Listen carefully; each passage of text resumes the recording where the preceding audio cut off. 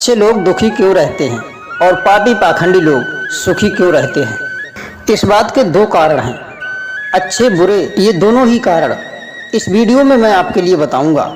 सबसे पहले मैं ये बताने की कोशिश करूंगा कि अच्छे लोग दुखी क्यों रहते हैं। तो आइए दोस्तों समझते हैं इस कहानी के माध्यम से। मित्रों, कहानी शुरू करने से पहले आप सभी से निवेदन है कि जो दर्शक हमारे चैनल पर पहली बार आए हैं, कृपया हमारे चैनल को सब्सक्राइब करके बेल आइकन ऑन करें, जिससे हर वीडियो का नोटिफिकेशन आपको मिलता रहे। तो आइए दोस्तों शुरू करते हैं ये प्यारा सा प्रसंग। किसी नगर में एक विधवा महिला रहा करती थी, जिसकी छोटी छोटी 3 बच्चियां थीं। उस महिला के पति जवानी में ही गुजर गए थे। तीनों बेटियों का भार बेचारी उस अबला पर आ गया। उन छोटे छोटे बच्चों को लेकर वह बेचारी जाए तो कहाँ जाए? क्या काम कर सकती है वो उन छोटे छोटे बच्चों को लेकर के? कुछ करने का प्रयास करती भी तो समाज की उल्टी सीधी बातें उसे कुछ नहीं करने देती थी। बेचारी उस महिला का कोई भी सहारा नहीं था।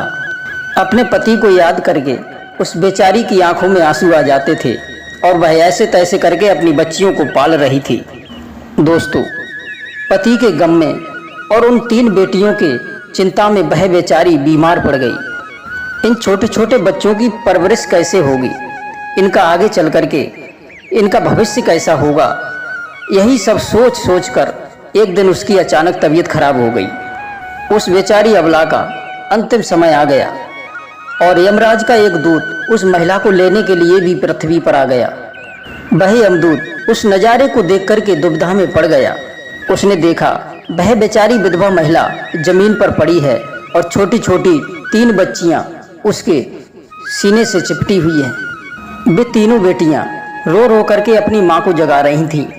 यही सब देख करके उस यमदूत को दया आ गई। उसने सोचा कि इनका पिता तो पहले ही मर चुका है। वह सोचने लगा कि अगर मैं इस अबला को भी ले गया तो इन छोटी छोटी बच्चियों का क्या होगा? इनका कौन पालन पोषण करेगा? ये किसके सहारे रहेंगी? यही सब सोच करके वह यमदूत वापस लौट गया। फिर यमराज ने पूछा कि तुम तो उस स्त्री को लेने गए थे, पर खाली हाथ कैसे आए हो? फिर यमदूत कहता है कि हे स्वामी, आप मेरी गलती को क्षमा करें। मैं चाहकर भी उस स्त्री के प्राण नहीं ला पाया। अगर आप मेरी जगह होते तो मुझे लगता है आप भी खाली हाथ ही लौट कर आते। मैं उस महिला की बेटियों का दुख नहीं देख पाया। वहाँ उन्हें कोई देखने वाला भी नहीं था। उन बेचारी बच्चियों का उनकी माँ के सिवाय और कोई नहीं है। अगर मैं उनकी माँ को ले आता तो उन बच्चियों का पालन पोषण कौन करता? उनकी देखभाल कौन करता? और पृथ्वी के मानव तो इतने स्वार्थी हो गए हैं, बिना मतलब के कोई किसी से कोई बात नहीं पूछता है। बिना स्वार्थ के कोई किसी का सहारा नहीं बनता है। अगर कोई किसी की मदद कर भी देता है तो वह उससे बदले की उम्मीद रखता है, या फिर उसे अपने एहसान में जिंदगी भर उसे दबा कर रखता है। यमदूत कहने लगा, हे प्रभु, इसलिए मैं चाहता हूं कि उस महिला को थोड़ा वक्त और दे दिया जाए, जिससे वह अपने बच्चियों को पाल पोस करके थोड़ा बड़ा कर दे। देवदूत की बात सुन करके यमराज ने उसे डांटते हुए कहा, अरे मूर्ख, ईश्वर की बनाई हुई सृष्टि में ना तो एक दिन बढ़ सकता है और ना एक दिन घट सकता है। प्रभु की मर्जी के बिना ना तो हम किसी को मार सकते हैं और ना ही किसी को जीवन दे सकते हैं। ईश्वर जो भी करता है अच्छे के लिए करता है। तुम कौन होते हो विधाता के लेख को बदलने वाले? तुमने उस महिला को ना ला करके ईश्वर के नियम का उल्लंघन किया है। तुमने ये बहुत बड़ा अपराध किया है, इसलिए तुम्हें इसका दंड तो भोगना ही पड़ेगा। तुम्हें पृथ्वी के उस मानव से इतनी ममता है तो जाओ, तुम भी मानव बनकर के उसी पृथ्वी पर अपना पाप भोगो। तब यमदूत कहता है कि हे प्रभु, उस पृथ्वी लोक से मेरा उद्धार कब होगा और कैसे होगा? तब यमदूत कहते हैं, तुम पृथ्वी पर जाकर अपनी मूर्खता पर 3 बार खिलखिला करके हंस दोगे, तभी तुम्हारा उद्धार होगा। यह कहकर के यमराज ने अपने दूत को पृथ्वी पर धकेल दिया और वह यमदूत मानव बनकर के उस पृथ्वी पर आ गया। जब वह पृथ्वी पर आया तो उसके शरीर पर वस्त्र नहीं थे, क्योंकि इस पृथ्वी का यह नियम है कि जो भी इस पृथ्वी पर जन्म लेता है तो उसके शरीर पर वस्त्र नहीं होते हैं। वह नग्न अवस्था में जन्म लेता है। यमदूत ने जन्म तो नहीं लिया था, लेकिन वह नग्न अवस्था में एक सड़क के किनारे पड़ा ठठुर रहा था। उसी रास्ते से एक मोची गुजर रहा था। वह मोची अपने बच्चों को ठंड से बचाने के लिए कुछ कपड़े ले जा रहा था। वही कपड़े और कंबल उस मोची ने यमदूत को दे दिए। यह सब देख करके वह यमदूत कहने लगा, हे भाई, तुमने मुझे कपड़े देकर मुझ पर बहुत बड़ा उपकार किया है। तुमने मुझे कपड़े देकर ठंड से तो बचा लिया, पर मेरा ना तो कोई घर है, ना कोई मेरा सहारा है, न मेरे लिए कोई खाने पीने की व्यवस्था है। अब मैं कहाँ जाऊँ? यमदूत की यह बात सुनकर के वह मोची कहने लगा कि हे भाई, तो तुम मेरे घर चलो, मैं तुम्हारा सारा खर्चा उठा लूँगा। जब वह मोची उस यमदूत को लेकर के अपने घर पहुंचा और उसकी पत्नी ने देखा कि उसका पति बच्चों के लिए कपड़े लेने के लिए गए थे, पर बच्चे को कपड़े तो नहीं लाए हैं और उल्टा एक आदमी को लेकर के घर आ गए। पत्नी अपने पति से झगड़ने लगी और उसे भला बुरा कहने लगी। यह सब देख करके वह यमदूत खिलखिलाकर हंस पड़ा। तब मोची कहने लगा, अरे भाई, तुम इतनी जोर से क्यों हंस रहे हो? आखिर तुमने ऐसा क्या देख लिया? तब देवदूत ने कहा, भाई, मैं अपनी हंसी का राज तुम्हें नहीं बता सकता। समय आने पर ये राज मैं तुम्हें जरूर बता दूंगा। वह यमदूत उस मोची के घर में रहने लगा और मोची का सारा काम उसने सीख लिया। उस यमदूत के बनाए जूते चप्पल खूब बिक रहे थे। कुछ ही दिनों में वह मोची खूब धनवान हो गया। दूर दूर तक उसके जूते चप्पल फेमस हो गए थे। यहाँ तक कि राजा महाराजा भी अपने जूते चप्पल बनवाने के लिए उसके पास ऑर्डर किया करते थे। जब से देवदूत उसके घर में आया था, उसके पास धन दौलत की कोई कमी नहीं रही थी। सब कुछ ठीक ठाक चलने लगा। एक दिन की बात, राजा का मंत्री चमड़ा लेकर के आया था और बोला, देखो भाई, इसी चमड़े के बने हुए जूते हमारे महाराज पहनना चाहते हैं। यह चमड़ा बहुत ही कीमती है और ये चमड़ा खराब नहीं होना चाहिए, और हमारे महाराज के लिए एक जोड़ी जूते तैयार करो। मंत्री बोला, इस चमड़े के जूते ही बनना चाहिए, भूल से भी चप्पल मत बना देना। यह कहकर और वो चमड़ा देकर के वो मंत्री तो वहां से चला गया।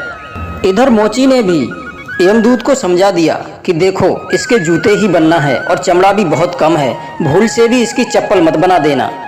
यह राजा वाली बात है, किसी प्रकार की कोई गलती नहीं होना चाहिए, नहीं तो राजा हमें कठिन से कठिन सजा देंगे।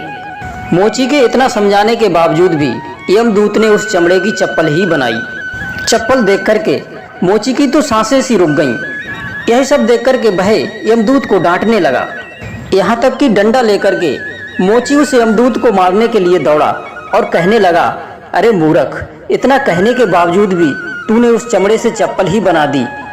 अब राजा हमें नहीं छोड़ेगा, तू भी मरेगा और तेरे साथ मुझे भी मरना पड़ेगा और मेरे घर को भी फांसी लगवा देगा। मोची को इतना दुखी देख करके वह यमदूत खिलखिला करके बड़ी जोर से हंस पड़ा। यही सब देख करके मोची बोला, अरे मूर्ख आदमी, तू काम बिगाड़ करके और ऊपर से हंस रहा है। तब तक राजा का मंत्री फिर से आ गया और बोला, अरे मोची साहब, उस चमड़े की चप्पल ही बनाना, जूते मत बनाना, क्योंकि राजा साहब का देहांत हो चुका है और राजमहल की ये परंपरा है कि मरने वाले व्यक्ति को चमड़े की चप्पल पहनाकर ही अर्थी पे लिटाया जाता है। मंत्री की बात सुनकर के मोची को ऐसा लगा जैसे मरे हुए शरीर में फिर से जान आ गई हो। मोची के हाथ से डंडा छूट गया और उस यमदूत के पैर पकड़ लिए और माफी मांगने लगा। देवदूत उस मोची की इस मूर्खता पर जोर जोर से हंस रहा था। मोची ने फिर पूछा कि तुम क्यों हंस रहे हो? तो यमदूत ने कहा कि समय आने पर तुम्हें सब कुछ बता दूंगा। अगले दिन एक बूढ़ी स्त्री के साथ में 3 लड़कियां आई थीं जिनकी शादी होने वाली थी, और वे तीनों लड़कियां अपने पैर का नाप देने आई थी चप्पल बनने के लिए। उन तीनों लड़कियों को यमदूत ने पहचान लिया। अरे, ये तो तीनों वही लड़कियां हैं जिनकी माँ को न ले जाने पर आज मैं इस पृथ्वी लोक पर सजा भुगत रहा हूँ। ये तीनों लड़कियां अब तो काफ़ी बड़ी हो गई हैं, ऐसा मालूम पड़ता है जैसे कोई अच्छे घराने में पली हों। वो बूढ़ी स्त्री कहने लगी, हाँ बेटा, इनकी माँ बचपन में ही गुजर गई थी और इन्हें मैंने अपने पास रख लिया था। मेरे पास करोड़ों की दौलत है और दुर्भाग्य से मेरे भी कोई संतान नहीं है, मेरा भी कोई नहीं है, इसलिए मैंने ही इनको पढ़ाया लिखाया है और एक बहुत बड़े खानदान में इनकी शादी होने के लिए जा रही है। लड़कियों का भाग्य देख करके यमदूत सोचने लगा कि परमात्मा जो भी करता है वो अच्छा ही करता है। अगर बचपन में इनकी माँ नहीं मरी होती तो आज ये उस भुखमता में ही और उस दरिद्रता में ही पड़ी रहती। और इनकी माँ बचपन में मरने से आज ये बहुत बड़े घराने की बहू बनने के लिए जा रही हैं और इस बुढ़िया की करोड़ों की संपत्ति की मालिक भी बन चुकी हैं। यह सब देख करके वह यमदूत अपनी पहले की मूर्खता को सोच करके और बहुत जोर जोर से खिलखिलाकर हंसने लगा। तब मोची ने फिर पूछा कि अब किस लिए हंस रहे हो, मुझे अपनी हंसी का कारण बताओ। तब यमदूत कहने लगा कि मैं एक यमदूत हूँ और अभी अभी जो तीनों लड़कियाँ ये जूते का नाप दे करके गई हैं, मैं इनकी माता को लेने के लिए आया था, लेकिन तब ये बहुत छोटी छोटी थीं, तो मैं इन पर तरस खाकर इनकी माँ को नहीं लेकर गया था, क्योंकि इनके पिता का तो निधन पहले ही हो चुका था। इसलिए यमराज ने मुझे श्राप देकर के इस पृथ्वी लोक पर भेज दिया है। जब मैं सड़क किनारे निर्वस्त्र ठठुर रहा था, तब तुमने मुझे दया दिखा करके और मुझे वस्त्र दिए थे। अपने बच्चों को वस्त्र न लाकर मुझे दिए। इस कारण तुम्हारी पत्नी तुमसे खूब झगड़ रही थी। तुम्हारी पत्नी की मूर्खता देख करके मुझे हंसी आ गई थी, क्योंकि तुम्हारी पत्नी उस लाभ को नहीं देख पा रही थी जो मेरे आने से होने वाला था। और दूसरी बार मुझे हंसी तब आई थी जब मैंने जूते ना बना करके चप्पल बनाई थी, तो राजा के डर से तुम मुझे डंडा लेकर मारने के लिए दौड़े थे। उस समय तुम केवल राजा के ही बारे में सोच रहे थे, लेकिन तुम्हें ये नहीं पता था कि राजा के संग में क्या घटित होने वाला है, जिसके कारण राजा को जूतों से अधिक चप्पल की आवश्यकता पड़ गई। कई बार हम उस चीज को सोच कर के दुख मनाते हैं जिसे हम देख नहीं पाते और वह होने वाला होता है। कई बार परमात्मा हमारे साथ बुरा करता है हमारी अच्छाई के लिए, पर उसे हम देख करके भगवान को कोसते हैं, पर हम उस अच्छाई को नहीं देख पाते हैं जो भविष्य में हमारे साथ होने वाली है। कई बार हमारे साथ वर्तमान में कुछ अच्छा होता है तो हम बहुत खुशी मनाते हैं, लेकिन हम ये नहीं जान पाते हैं कि भविष्य में हमारे साथ क्या होने वाला है। दोस्तों, हमारे साथ में दो प्रकार की घटना होती है, एक तो अच्छी और एक बुरी, लेकिन हमें ये सोचना चाहिए कि भगवान जो करेगा वो अच्छा ही करेगा। यही सब सोच करके हमें आगे बढ़ना चाहिए। अच्छे लोग दुखी इसीलिए होते हैं कि उनके साथ में बाद में अच्छा हो सके।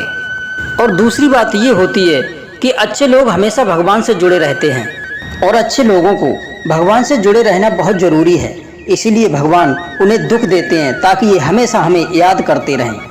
ये सारी बातें मोची को समझा करके यमदूत अपने यमपुरी को चला गया। मित्रों, अब बात आती है कि पापी लोग सुखी क्यों रहते हैं। मित्रों, पापी मनुष्य अंदर से सुखी नहीं रहता है, क्योंकि पाप करने से उसकी आत्मा में दुख बढ़ता है। जीवन का सच्चा सुख धर्म, सत्य और निष्काम करने से होता है।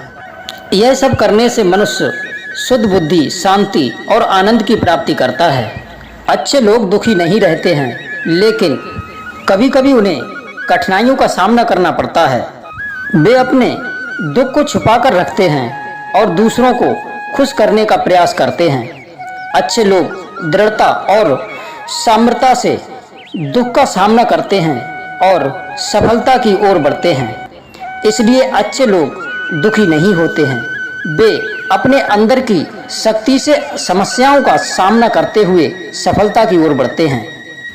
क्या पापी लोग हमेशा खुश रहते हैं?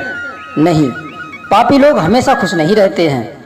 वे अपने अनिष्ट कार्यों की वजह से अपने आत्मा में दुख और असंतोष को बढ़ाते हैं। इसके बावजूद भी कुछ लोग पाप और अधर्म करने से अपने आप में आनंद की प्राप्ति करते हैं, लेकिन इसके बाद उन्हें दुख ही मिलता है।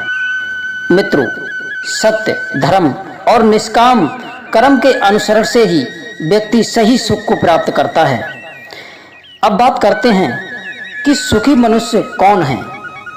तो मित्रों, सुखी मनुष्य वही हैं जो अपने आसपास के लोगों के साथ प्रेम और सम्मान के साथ में रहता है।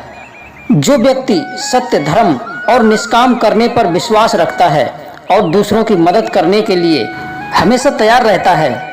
सुखी मनुष्य वह है जो सभी से प्रेम और सम्मान का व्यवहार रखता है और सभी के भले के बारे में सोचता है। इस तरह का जीवन जीने वाला व्यक्ति सुख, शांति और समृद्धि का अनुभव करता है। सुखी व्यक्ति वह है जो खुश और संतुष्ट है। जो अपने जीवन को संतुष्टि के रूप में देखता है, वही सबसे ज़्यादा सुखी व्यक्ति है। और जो उसके जीवन में है बस उसी में संतुष्ट रहता है, उसके आगे कोई इच्छा नहीं रखता है। सुखी व्यक्ति खुश रहने के लिए मजबूर नहीं होता है। जीवन का सबसे बड़ा सुख है अपने जीवन के कर्तव्य को पूरा करना। जब हम अपने कर्तव्य को पूरा करते हैं तो हमारा मन संतुष्ट रहता है और हम जीवन का आनंद लेते हैं। अपने कर्तव्य को पूरा करने से हम अपने जीवन में सफलता प्राप्त करते हैं, जो हमें और भी उत्साहित रखती है।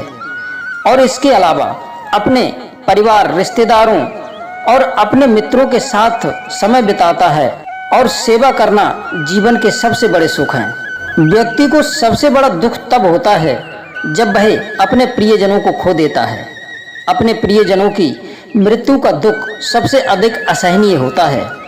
वह दुख एक ऐसी तकलीफ होती है जो मनुष्य को अपनी असमर्थता का एहसास कराती है। ये दुख और सुख जीवन का नियम है जिससे कोई बच नहीं सकता है। तो दोस्तों, अगर जानकारी पसंद आई हो तो कमेंट में जय श्री कृष्णा, जय श्री राधे अवश्य लिखें। आप सभी दर्शकों का बहुत बहुत धन्यवाद। जय श्री कृष्णा, जय श्री राधे।